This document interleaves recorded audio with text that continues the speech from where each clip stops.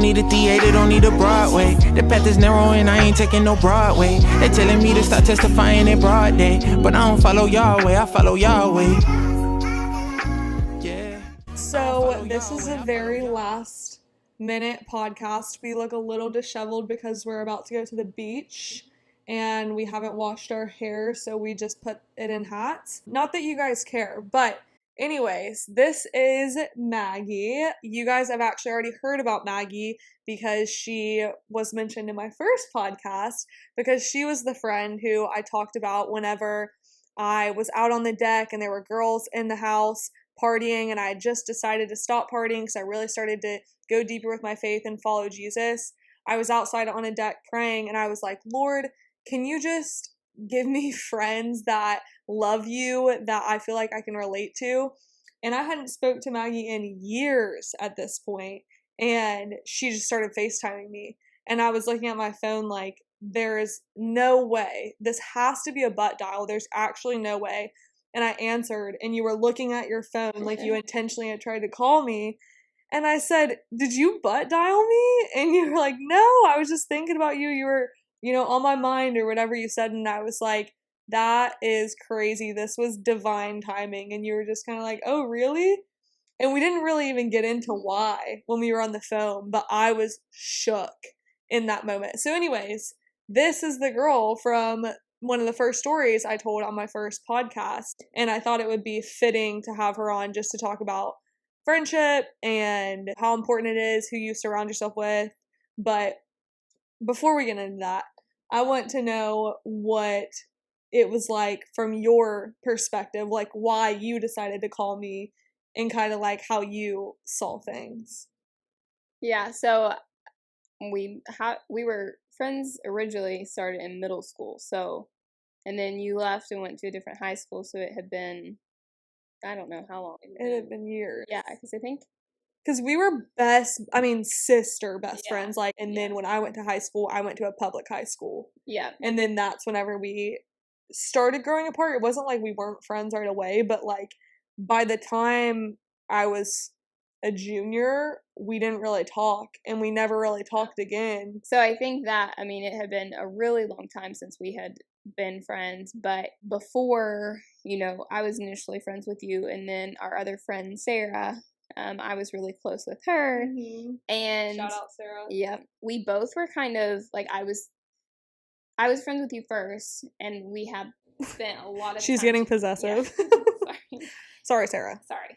But we had spent a lot of time together, so I think, like, our connection was a little bit closer. Mm-hmm.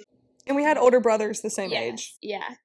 But I remember me and Sarah were both kind of watching you, and we were like, we were praying for you, and I remember this is fast forward. Yes. I thought you meant whenever we were in, like, elementary school. Fast forward. Back to, like, you're both watching me via Instagram when I was in college. Yes. Okay. We hadn't seen, like, I hadn't seen you in person in forever. Obviously, we didn't really talk. Yeah. But we... Also, just to clarify, sorry, I'm cutting you off. We had no beef at all. We never got in a fight. Just kind of stopped. There was never bitterness. It was just like, we just kind of grew apart. Yeah, I guess that's pretty normal. Yeah. But just to clarify, like, we never had a falling out. No. We had a lot of little fallings out. We would punch each other in the face. We were actually the sister type friends of, like, getting in fistfights with each other. Not in a glamorous way. Like, we actually, our parents would have to separate us because we would violently, physically hurt each other. We'd have to have, like, timeouts at each other's houses. Yeah, I will. This is, like, off topic, but I will never forget the one fight we got in where you, like, drew blood on me from scratching me everywhere, and I did something to you too. I think we fell off the side of my bed. Yes, and you were like on top of me, punching me. We were trapped between the bed and the wall, and we were still fighting. That's why we couldn't move. That one was the time, like, I know that we had to have a timeout from each other. Like, I remember going and telling my mom that, like, I needed a break from you. And she was like, well, she's staying at our house. And I was like, I don't care. I have to get away from her. We were the type of friends, like, we would pack a week bag. It wasn't like an overnight bag for a sleepover. We would pack a bag for me to come stay or you to come stay for a week straight. Yeah. That was kind of what we're doing now. What I'm Yeah, doing which now. is what we still do as adults. Maggie's just staying. She's married. I'm like married. we're full adults, but she's like just having a week-long sleepover at my house. Some things never change. No, but I remember. So back to the Fast forward. story. Yeah, Yes. sorry. I remember that we were just kind of like watching you, and we had reconnected in our relationship, mine and Sarah's, and we kind of both had like grown in our relationships with God, and we were wanting to connect with you and also hoping for the same thing to be happening in your own life. So I had just been thinking about you, and I had been putting it off. Like, I kept knowing that God was saying, like, you need to reach out to her. I just, in my spirit, just kept feeling like your name was coming to my mind and that I needed to reach out. And that was scary for me, though. I was scared because I was like, man, I haven't talked to her in so long. Like, what if this is awkward? What if I'm completely off base? Like, to reach out at this point in time. And finally, I remember I was like going to meet my grandma for lunch, and I was like, if I don't do it now, then like I'm just gonna end up not doing it and completely gonna avoid it. So I was like, I need to stop putting it off. And so I was like, okay, I'm gonna do it. And I just FaceTimed you, and then it was then that, like, I think that moment for me, it will always stand out as something that, like, a lot of times I've heard this before, like when your God's voice can sound a lot like your own voice. Mm-hmm. And in that moment, I just kept thinking, well, what if this is me? Like, what if this is not God? What if I'm just like making this up in my head that like, I feel like he wants me to like reach out to Cintry. And then it was so confirming in that moment. Like, you kind of alluded to it a little bit on the call, but I remember afterwards. I said divine timing. You did. You said that in a text. And I was like, it was so confirming to me that like that continued thought coming to my mind of like, I need to reach out to Cintry. Like, I feel like this is God telling me to do that, was actually God, because he was setting you up for the same conversation. Mm-hmm. Yeah, I mean, I think that just shows which is what you're saying, shows the power of listening to the Holy Spirit. And I saw this quote that wasn't a quote, it was someone talking, it was probably podcast, TikTok, something, and they were talking about how if you feel like something might be the voice of God or God is urging you to do something, typically veer on the side of doing it and pursuing it, because if it's not from God and you have the right heart motive, God will close the door. He'll shut the door, or, he'll make it clear that it's not from him. Whereas it's a lot easier as a human to just be like, I don't want to mess up, and then just not do anything. Yeah. Obviously, if you think that it might be sin, you veer on the side of not doing it. If you're like, I don't know if this is sin or not, I don't know if I'm convicted about this or not, then veer on the side of caution and just probably don't do it if you have to ask those questions. But when it comes to like reaching out to someone, even I would say like pursuing a business idea or a hobby or something, if God doesn't want you to do that thing, he'll shut the door. And like, really, there's nothing really bad could have came from you reaching out. No, that's just what I was thinking, is like, what thing could have happened that would have made it wrong? Like, there's no reason that it would have been. I think the worst that could have happened, which is something that we've talked about in the past, the worst that could have happened is that I would have just become a negative influence on you. But at that point in your life, you were too mature for like that to have transpired. But it was funny because we were talking about the other night how it's probably part of the Lord's protection that we weren't friends through high school and college, because Maggie is very stubborn, and she always like stayed on the straight and narrow path. Like, that's why she was always someone I looked up to. She was always just like a great example for me. And I always was kind of looking at her like, she's really got it figured out. She never went through the whole partying and just kind of being stupid phase. But had we stayed close friends and reconnected earlier, I, at that time, BC, before Christ, would have done everything in my power to be a bad influence on you and to talk you into coming out and drinking and smoking and stuff. And I think it's funny because you were like, no one could get me to do that, but if one person could, it would have been Cintry. It would have been. There's, like, I feel like if anyone else would have tried, or people did try, and because of my stubbornness and knowing that they were trying to persuade me, it makes me very sure that I'm not going to do that. Mm-hmm. But for some reason, you particularly could convince me to. I feel like that's just like, even as kids, like you were kind of always like not pulling me into bad stuff. I was always the bad influence. I was always pulling you into bad stuff. All the teachers hated me and they all loved Maggie. But I mean, I think it was good for me. You made me have fun, though. I think that's the thing. So I used to be an evangelist for the world. Now I'm an evangelist for Jesus. I'm now using my talents for good. yeah. My negotiation, all of those skills I use to lead people to Jesus now. But before, it would be to get people into trouble and funny circumstances. Also, I feel like I remember teachers like pulling you aside. Maybe this was all in my head. But I feel like I remember teachers literally pulling you aside and being like, why are you friends with her? She's a bad influence. I think we did have that happen one time. Yeah. Which is crazy. I'm not going to name their names. We know who. Yeah. Which is crazy because, like, I wasn't that bad of a kid. No. I just really went was to a not a bad strict kid. school. And I think things like that, too, though, it's also so much a part of your personality. Like, you weren't doing anything bad. It wasn't like you were being a bad kid or anything. So it just kind of seems like it was destroying a little bit of a piece of who you were to try to stifle that. That's such a good point. That's such a good way to put it. I didn't even mean to like get off on the bunny trail of our childhood, but I could sit here and talk to you about our childhood for literally an hour. I just don't know if that's something that people watching this want to hear. But if you do want to hear it, let me know, because we have a bunch of funny childhood stories. We just grew up like, I never realized, me going into another childhood story after saying I was going to stop. This is maybe the last one, maybe. I don't want to lie. But I never realized we didn't have a really normal, conventional childhood because we grew up in West Virginia.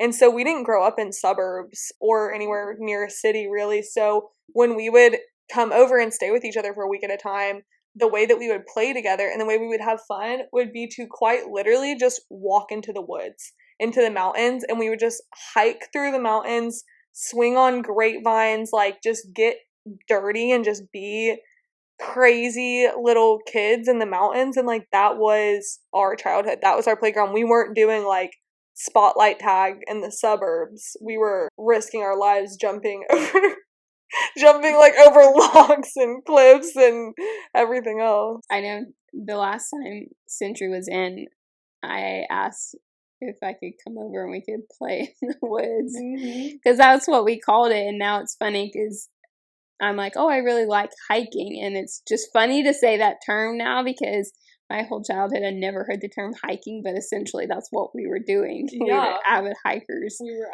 Yeah. Never really thought of it that way. I guess I don't have anything like specific that we were going to talk about. I just think because of the way that God brought you back into my life and our friendship back into my life, it would be cool to talk about just God's faithfulness, and whenever he takes friends out of your life, that he will put other people back into your life that are going to be better influences and just better friends. I lost a good amount of friends, and not in some like dramatic, sad way. I lost friends. I had to separate myself from people who I would hang out with when I was in the party scene, because the fact of the matter is they weren't great influences on me, and they tempted me to want to do things like go out and party. But God has just been so faithful, in the friendships I have in my life now are so crazy special, Maggie being one of them. And we both just really value friendship. I think that's something we were talking about earlier. Just even though you're married, like your husband knows it's a huge importance to you to still do things like come hang out with me and have a sleepover for a week. That might be a little much, but it's us. That's how we do it. I highly recommend it. But it is like, I was just thinking about the seasons of friendship. You know, obviously, like there's our story is like we're best friends, and then we had, you know, our distance, and then reconnected. And even when we reconnected, like I wasn't married then, and that looked different. Actually, when we reconnected, that's when I was moving to Hawaii. You and Ryan had just reconnected. We had just reconnected, but I was moving, so I was, all right, like my ability to see you, There was none. She was really. going to Hawaii, Yeah. so she wasn't just moving. She was moving onto a very remote island. Yeah. So, I mean, we didn't see, we still, like, you came to visit me and stuff, but, like, even that was the different season as far as sometimes it's distance, sometimes it's time zone, sometimes it's the fact that, like, a relationship changes, if it is harder to be friends, I think, when you're, like, in a relationship with someone. I know that, like, we're both girls that, like, love having girlfriends and have, there's been maybe some hard experiences there, but for the majority of my experience of having girlfriends, like, it's been very positive and it's been only huge blessings in my life. So that's always been important to me, but it's something like now being married, I want to make sure that I maintain those relationships. Yeah, which obviously I can't speak on because I am not married, but I do think it's important how you brought up, like, there have been times, I don't know how many times you've been burned in the past by girls, but I know I've had definitely my fair share of trials in female friendships. I've had a lot of heartbreaking friendship breakups. Whenever you're really, really close with someone and you go through a friendship breakup, it is genuinely as hard as going through a relationship breakup. And so I have had my fair share of being friends with girls where I felt like I really got stabbed in the back, and not saying that I was the perfect friend either. I'm sure I had fault in it too, but I just feel like I was constantly let down by people. I was constantly hurt by people all through high school, all through college. I feel like I would get my heart broken by girls that I called my best friends, and that didn't actually change for me until I found Jesus, because now the common denominator of all of my friendships with my closest best girlfriends is Jesus. The same way that in a marriage your firm foundation has to be Christ, I think that that is true for a friendship too. Like a friendship, a real, like, inner circle, the people who you are going to when, like, crap hits the fan, those friendships have to be rooted in Christ, or it's going to be like the parable, like a house on a hill that's built on sand that just, like, blows away during a storm. When you're going through something, when they're going through something, when you go through a friendship trial, there isn't going to be a firm foundation there. And so I didn't actually have that firm foundation of friends who, like, I literally cannot say enough good things about the girls I have in my life now. I could count, 5 girls right now who I'm like, I just literally couldn't ask for better friends. Like, they're just amazing people and they love Jesus with their whole heart. And that is the difference. That is the common denominator. So if you're a girl watching this or a guy watching this and you just so badly crave those real, raw, authentic, genuine friendships, that is the key. That's the missing element. And granted, Christians can let you down too. Christians can be bad friends too. People who claim to love Jesus, first of all, might not even really actually know him or love him, because that was me for a long time. I knew him, but, like, I had no fear of God and I didn't really know him. I don't know I'm still trying to work out how to explain to people that I said I was a Christian and believed in Jesus, but, like, somehow didn't actually know him at all.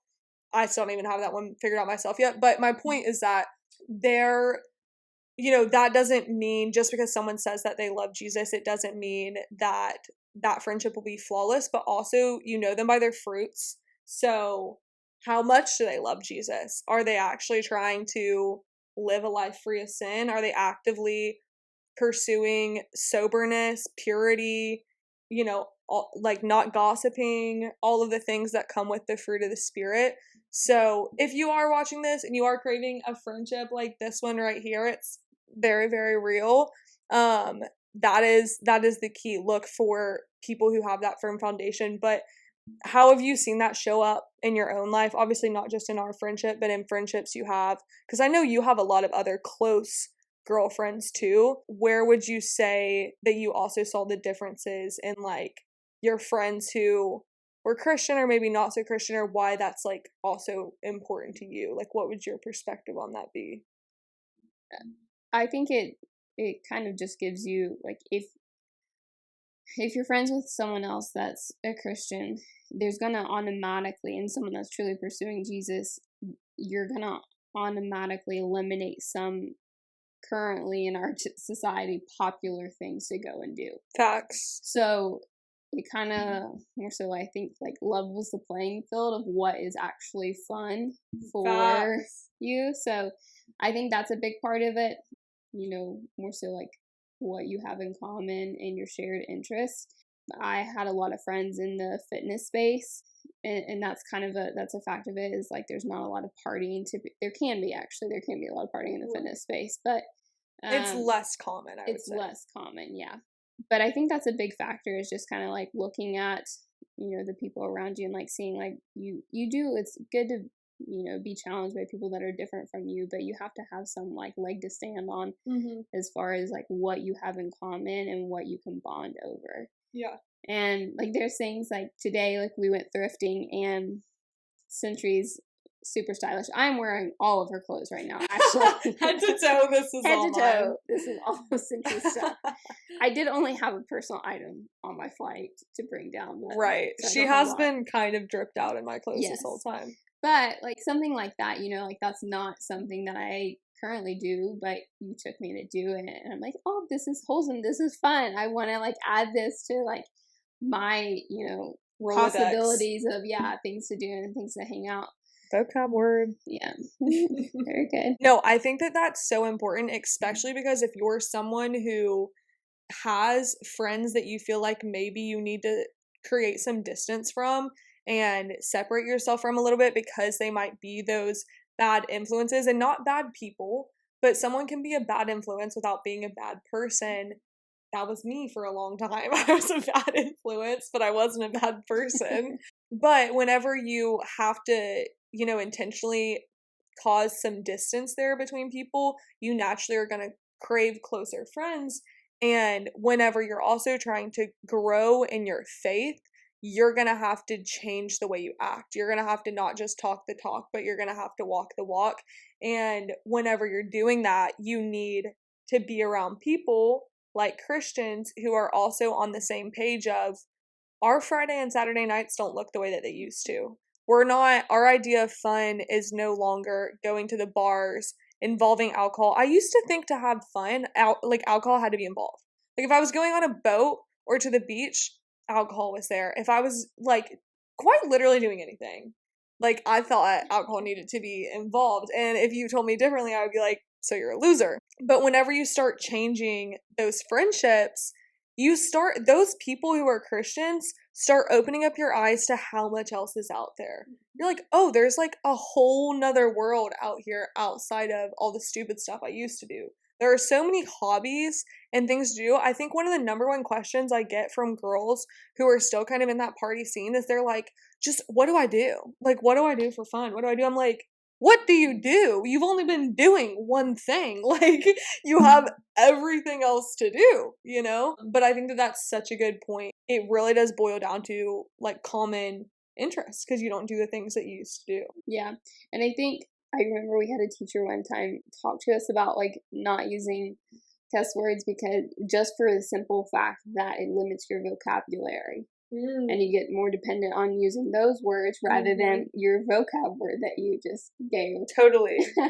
But it's the same idea of like, if you're more so in the party scene, then there's kind of like, there's a simple go-to for your main activity. Right.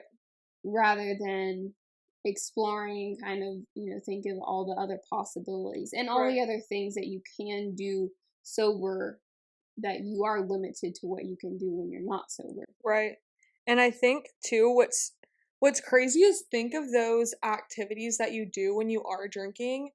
A lot of times when you think of doing them sober, being in a club or being in a bar, when you think of doing those things sober, you're like, oh, that sounds miserable. I would never want to do that sober. Why would I want to go out tonight sober? That means that what you're doing isn't actually fun.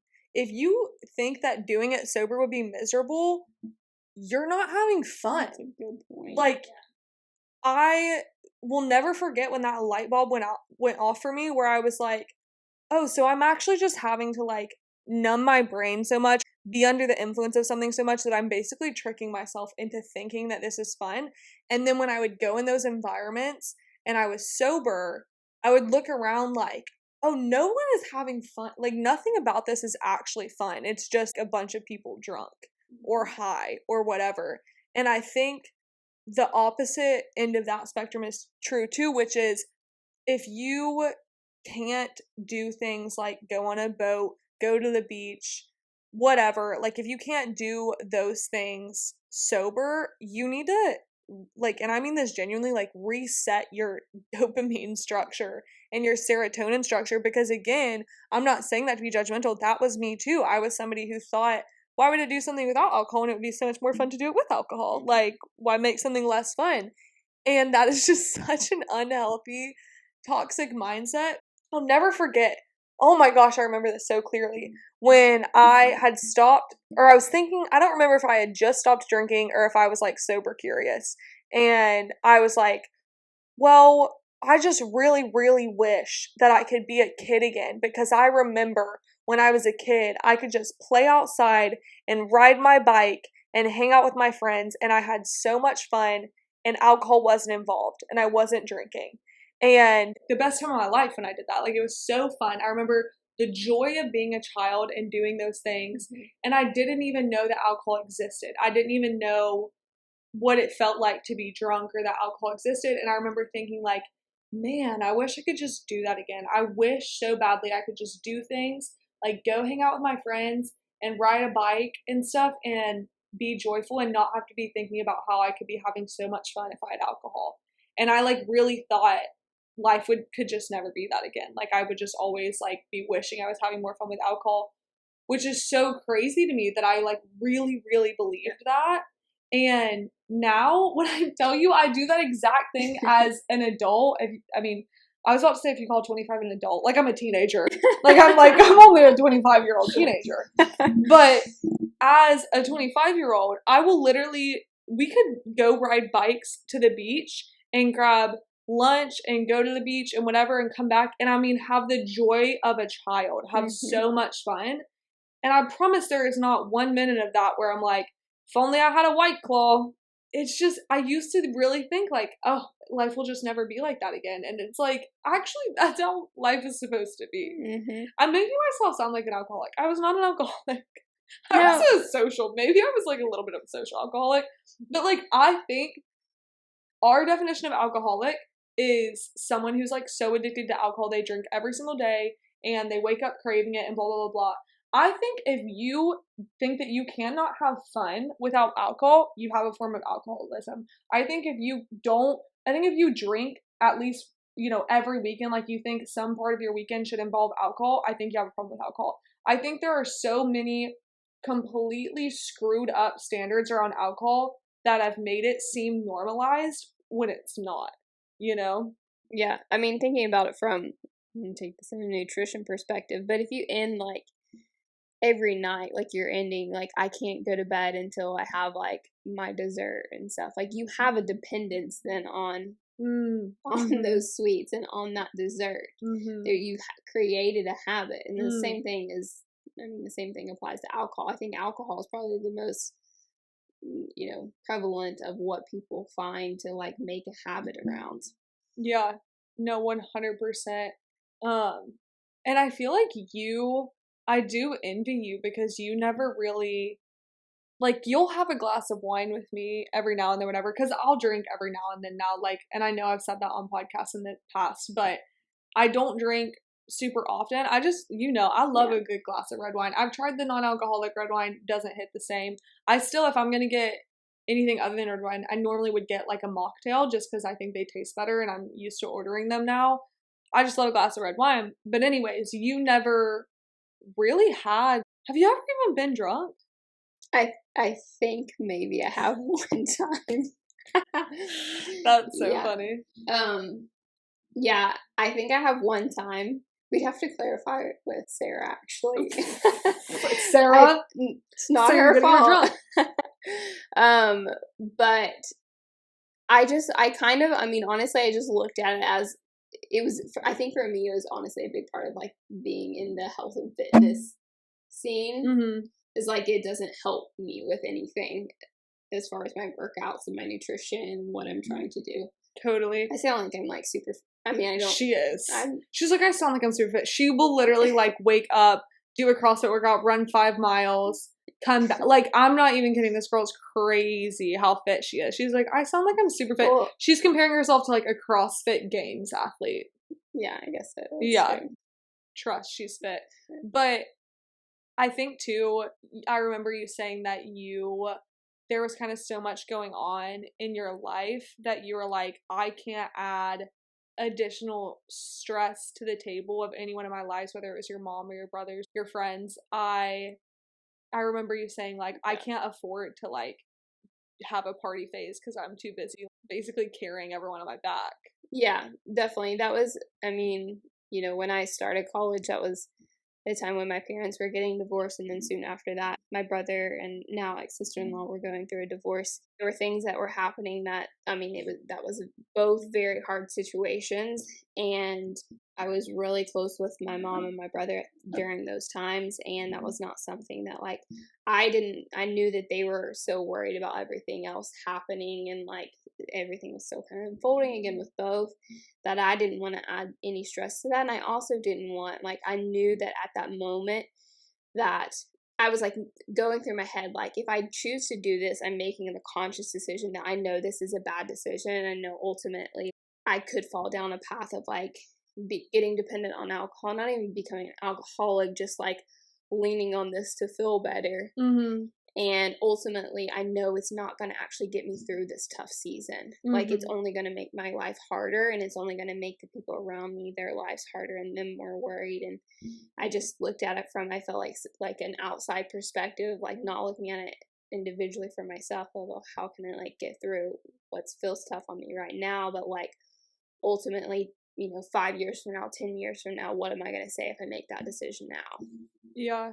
I think you had to grow up hyper fast. Like, you just always been like super mature, which it's hard because that's not even doing it justice. Like, saying you've always been mature isn't doing you justice. But I also think that there's something to be said, advice that could be given to others, something that you did right that I think other people should try and do is, because you were so into fitness, specifically CrossFit, surprise, she's a CrossFit girl. But you're obviously, she's not just CrossFit, she does like running and all the things, but because you were in that fitness community, it put you in a community around people who weren't doing those things, but you still had like people who were wanting to do fun things and hang out and get together. You still had a friend group, but just of people who weren't partying. And I think sometimes people get so lonely and isolated, especially in college, that they think going out and drinking is like a false sense of community. It's like counterfeit community. And sometimes like you do make friends that way. It is easier to make friends with liquid confidence, but you just had a different outlet for community and having friends and hanging out with people. Totally. And if I think that if that's something that someone struggles with, you should check CrossFit out. You should check. I mean, it doesn't have to be CrossFit. Obviously, I'm going to advocate for that community, but I just give you a hard time, but CrossFit really is great. There's a lot. I mean, there's other like boutique studio style gyms where you can find community, you know, like there's tons of them. But I do think that was a big part of it because I mean, for me, that was something that like, well, if I'm going to, especially being in college, like I'm going to, you know, wake up, go to classes, I want to get a workout in. And then even in high school, I remember like I played volleyball and basketball from middle school to my junior year. I quit. I didn't do those sports my senior year, mainly because I loved my community at CrossFit and I just wanted to spend more time at the gym. So I would go to the gym in the morning after school. I would literally just go there and like kind of hang out and do random stuff, mainly just because I wanted to hang out with those people. And I think there's like typically an active community too, a good one. There's going to be more activities that you're getting involved with. Like I'm back at my home gym since we live back in West Virginia, and like they go on Sundays and play pickleball, and Saturdays like you go and you work out and it's a whole day affair. And I mean, there's so many different things like that just make it possible. Going on road trips to do different competitions and different things. So yeah. And I think a big part of that too, a big reason why CrossFit's great, and honestly, like, CrossFit emulates the church in some ways, because I think that you can get the type of community we're talking about probably like the easiest through your local church. But I think part of the reason why CrossFit was so powerful is because it wasn't just people your age either. It was people older than you. It was people younger than you. It was people your age. So you had people you could look up to. You had people like you could kind of mentor. And that's kind of what it's like in the church. I mean, that is what it's like in the church. And I think that there's a lot to be said for that. It's not just like you're hanging out with all people your age. It's kind of people all over the place. And also, even though our identity needs to always be first and foremost in Christ, and we can never find our identity, it is so vital that we never find our identity in anything other than Christ. With that being said, there are still going to be other things that make up your personality and your hobbies and, you know, like who you are. And so I think where a lot of people go wrong and where I went wrong was finding my identity in the party scene, being the life of the party, going out, drinking. Like, I found my sense of community there, and soccer. I mean, I played soccer my whole life. I played soccer in college and stuff, but I think it's so powerful, whether it's CrossFit, whether it's a fitness thing, whether it's art, whether it's theater, whatever it is for you, to have something, not that you find your identity in, because we find our identity in Christ, but just to find like other things to fill that, to fill your time, yeah, to keep you. I mean, it's a good thing to, like, we listened to a sermon Tuesday. Was that Tuesday church? Maggie's she's been at church camp. I've been at church camp, actually. Adult church camp. Yeah, we do church related events like 5 nights a week. Every night, yeah. But he was talking. The main theme of the message was just talking about community and how, like, you need to be not just like in rows of a church, but like in a circle, hanging out with people, spending quality time with people. And I think that's a big part of it. Like, you need to have something. Yes, you want to go to church, and yes, you want to find friends at church, but you want to just spend time. Like, Jesus was constant. I feel like he was like the ultimate. I mean, he took his time to get away, but also, like, he was so social. Like, he was always hanging out with people. Yeah. He was keeping himself busy. Yeah. Jesus had people in rows listening to him, like when he was giving the sermon, whenever he was giving sermons, but way more often than the rows, he was in circles. Yeah. He was at dinner with people. He was talking with his inner circle of the 12 disciples. He was talking with people he was healing and stuff. So although there is a time and a place for rows, and rows aren't bad, yeah, circles are what church really is. Circles is what it's about, you know? And I know, like, a big part of my testimony, if you watch the first episode, I talk a bit about my testimony. One of the things that the Lord used to really 180 me was my first time really getting in a circle. And I even said, like, I treated it a little bit like AA, because I was like, I didn't party this week, guys, but it was the first small group I joined. And so I went and sat in rows. I went on Sunday mornings and I sat in rows for, like, years. And nothing changed. I was in and out on Sundays. That was enough for me. And then the first time I got in a circle, my life 180'd, you know? Yep. Yeah. So if you were giving advice to somebody watching, and you were, giving them advice for how do they find that community and how do they find those Christ-centered friendships, what would your advice to them be? I would say that whenever I was thinking about moving, one of the main things that I would say to people is, I'm not concerned about, completely changing, living from West Virginia to Kauai, because I know that as long as I can find a good church and find a good gym, I'm going to be set. And that, in my situation, came to be the case. The church that I found in Kauai, there was so much community in it, so many young people that were married, not married, but good, good Christian people around my age, and even older people. There's a ton of older people too. And then same thing for the gym. Like, I found A lot of the same people that went to the church also went to the gym, and it really just felt like that was kind of like a combined community, which was really cool.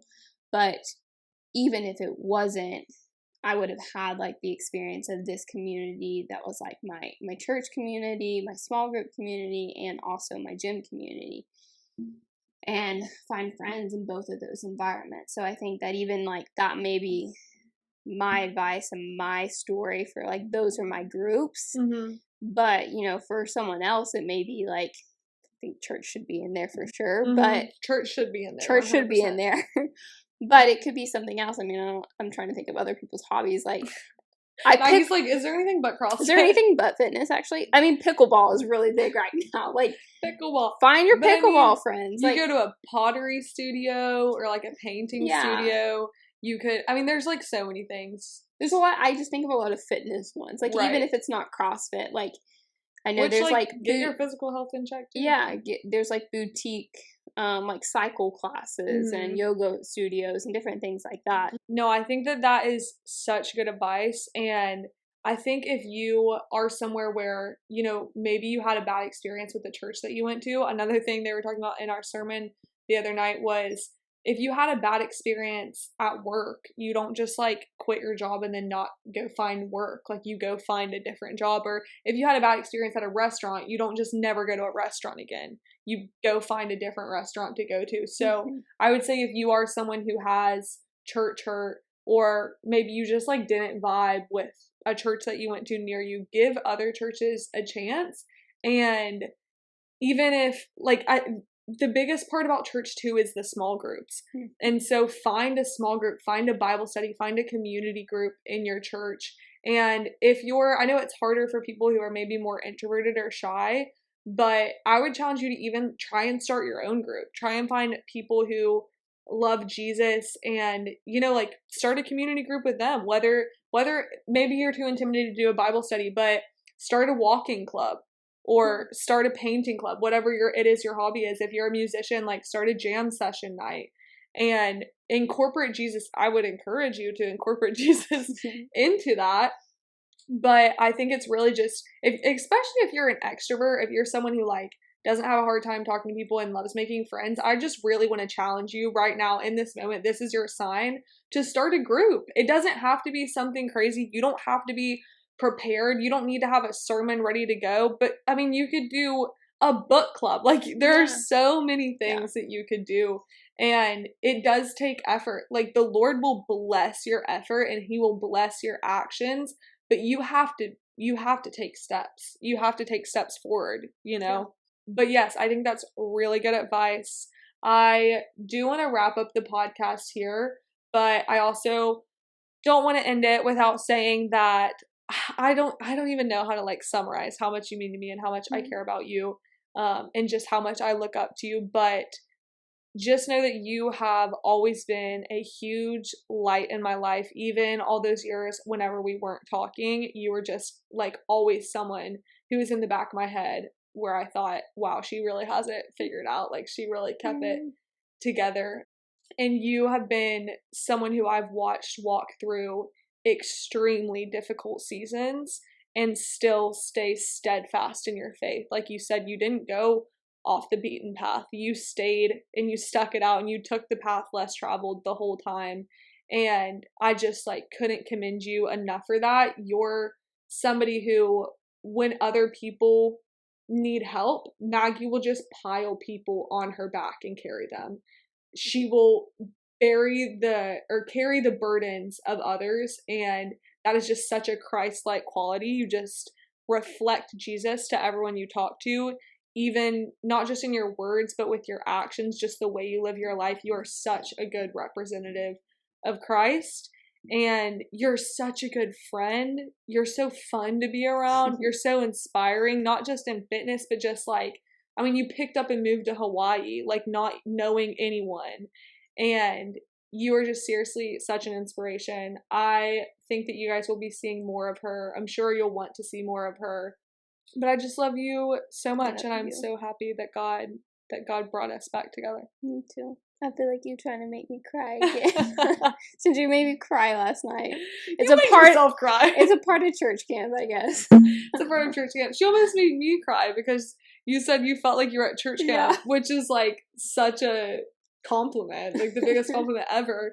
And then you said whenever you told Ryan when you come home from spending a week with me, you feel like you're coming home from church camp because you're just like invigorated and excited and like on fire for the Lord. And I was just like, well, now I'm gonna cry because that's the best compliment you could ever give me. But I love you so much, dude. Love you. Let's go to the beach. Let's do it. Let's go get away. Just kidding. RV.